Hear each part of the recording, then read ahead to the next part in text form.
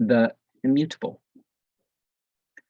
There is a realm where there is neither the solid nor the fluid, neither heat nor motion, neither this world nor any other world, neither sun nor moon. This I call neither arising nor passing away, neither standing still nor being born, nor dying. There is neither foothold nor development, nor any basis. This is the end of suffering. There is an unborn, unoriginated, uncreated, unformed.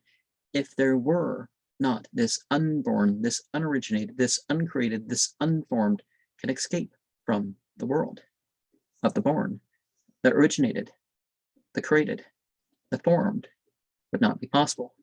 But since there is an unborn, unoriginated, uncreated, unformed, therefore is escape possible from the world of the born, the originated, the created, the formed. Well, it's not as simple as that, right? But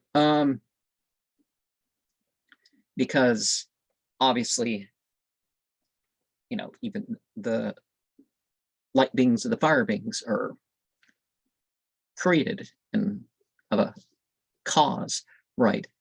But you know,